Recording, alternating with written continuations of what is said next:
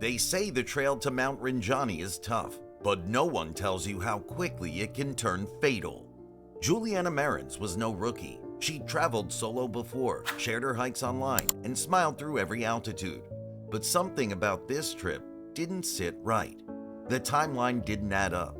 The silence was deafening, and then everything just paused. She went up the mountain and never came down. What happened between that sunrise selfie and the moment rescue team spotted something flickering in the ravine? Why did it take days to act? And who really found her? Officials or someone else entirely? There's more to this story than headlines dared to tell. Let's start at the very beginning. She wasn't an influencer in the traditional sense. You wouldn't see her participate in brand collaborations or share travel hacks and curated reels with overused music. Juliana Marins was someone rare, a traveler who shared her journey to preserve moments that mattered, for people to remember. She was born in 1998 or 99 in Niterói, Brazil.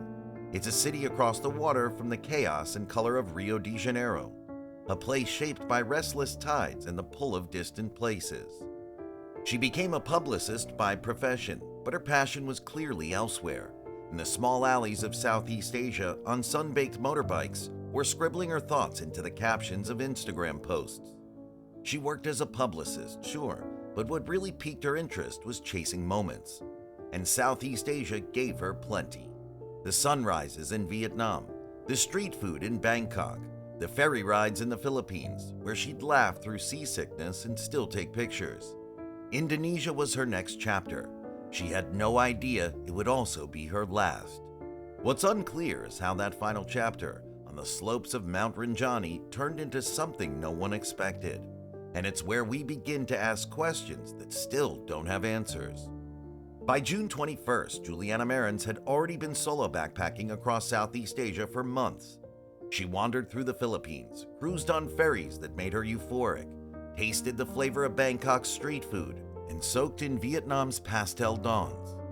Indonesia was meant to be the climax, a 4-day climb up Mount Rinjani, a sleeping giant on the island of Lombok, rising 3,726 meters into the clouds. Its crater lake, Sagara Anak, is a sacred place. Locals believe it's the soul of the volcano itself. Juliana joined a small group consisting of 5 fellow hikers and a local guide, a mix of strangers bound by the promise of blisters, altitude, and unforgettable views. It was the kind of climb that breaks you just enough to remind you you're alive. And for Juliana, always camera ready, it was another chance to capture the sunrise atop one of Indonesia's most revered peaks. She posted her final stories the day before, smiling against mist-covered cliffs with light in her eyes and a caption, "Never try, never fly." Around 6:30 a.m. on June 21st, the group was pushing forward along the rim of the volcano.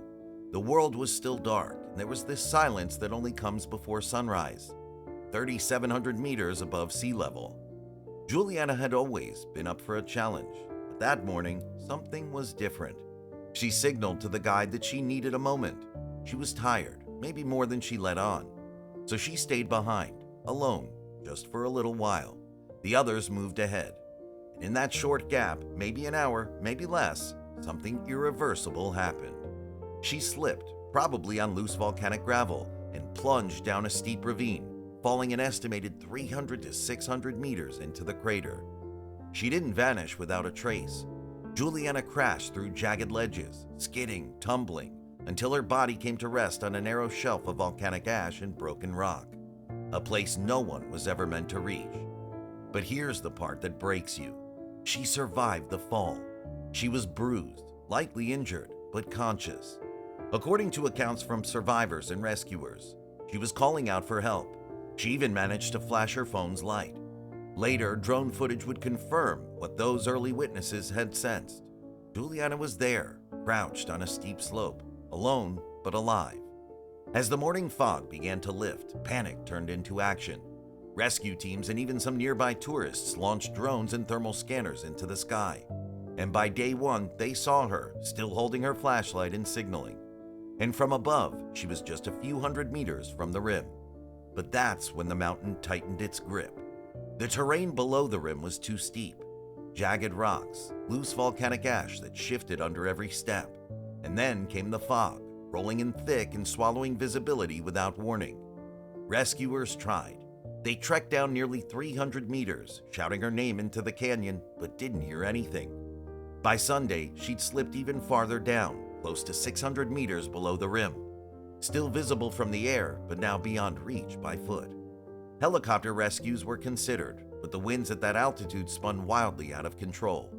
Eventually, park authorities managed to airdrop water and food, but Juliana's family later questioned whether any of it ever reached her. Every failed descent, every aborted attempt, every time rescuers turned back because of weather or terrain, it cost time. Time that might have saved her, time that slowly ran out. From the very first hours after Juliana's fall, her family says the system failed her. They believe that if help had reached her within just 7 hours, she might have survived. According to her sister, the official rescue effort was alarmingly slow. It was filled with confusing updates and even what seems to have been a staged rescue video. One particularly damning accusation was that rescuers used ropes that were too short to reach her ledge. Despite being spotted by drones holding her flashlight and shouting for help, Juliana remained stranded. Meanwhile, her family was kept in the dark, reliant on social media posts and sporadic embassy updates.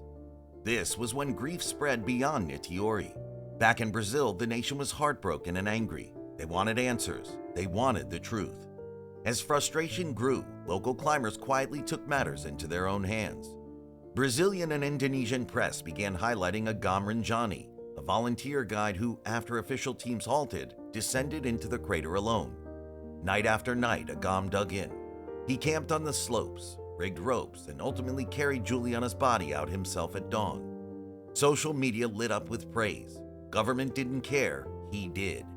Clips of Agam's effort went viral. His undying empathy stood in sharp contrast to the official narrative of rescue videos and helicopter drops that never came.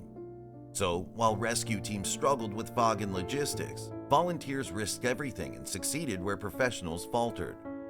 4 days after Juliana's fall on June 24th, rescuers finally found her. Using thermal drones, they spotted her body on a sloped ledge. The same ledge where she had once been alive. The very terrain that had hidden her cries had become her resting place. But even in death, the mountain made no room for ease. The fog hadn't lifted. The cold bit through every layer, and the rocks, sharp and unstable, dared anyone to come closer. It took rescuers at least 5 brutal hours to reach her. They carved their way down with ropes, inch by inch, till they could lay her gently on a stretcher.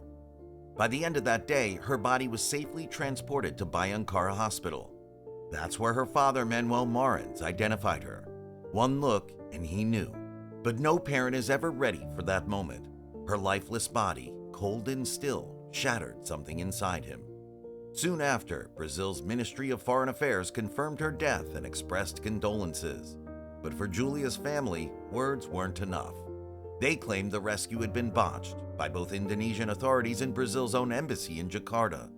They pointed to misleading updates, conflicting reports, and a staged video that seemed to show a rescue effort that never truly happened.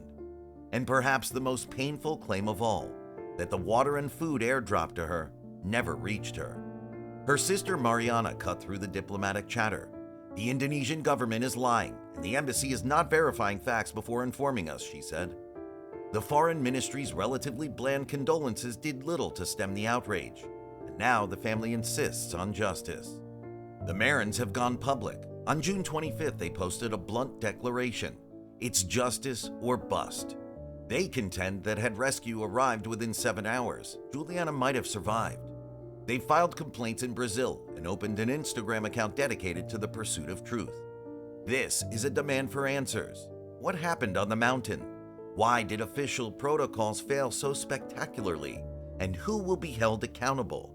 As outrage and sorrow ripple across social platforms, Juliana's last Instagram keeps resurfacing. It's a reflection of the life she loved. Posted just days before the tragedy, it includes sun-drenched photos from her Indonesian journey, reflecting a fearless spirit and raw honesty. That post has now taken on a life of its own. It's being shared by thousands, stirring tributes and tears. It's her final word and her lasting legacy, a fearless traveler who embraced the world on her own terms. What happens next? Will Brazil or Indonesia investigate? Could volunteers face scrutiny? Will the guide's story ever come full circle? Stick with me, because in the next section, we'll share the aftermath. Juliana Marins may be gone, but the storm surrounding her death is far from over. Across Brazil, protests began popping up online and offline. Hashtags like Justice for Juliana trended for days. Brazilian influencers, journalists, and even politicians started demanding answers. Why was the rescue so slow? Who approved the climbing protocol? And why did a volunteer have to do what trained professionals couldn't or wouldn't? Even more jarring, no official apology. There was no detailed timeline from Indonesian authorities or admission of logistical failure, except her press releases, silence, and the occasional deflection. Meanwhile, her family's fight is intensifying. They're pushing for an investigation, alleging that the Indonesian response was not only negligent but criminally incompetent. And they're not letting the Brazilian embassy off the hook either. In their words, diplomacy doesn't mean silence. But at the same time, there's also something strangely beautiful happening. Juliana's story has sparked a global conversation about travel safety, solo adventuring, and the accountability of rescue systems. Juliana Marins was searching for freedom and maybe a moment that felt real. And in every photo, every dusty trail, every sunrise she chased across Southeast Asia, she found pieces of it. What she didn't find was time. What she didn't get was help. Her story should never have ended the way it did. And that's exactly why we're telling it.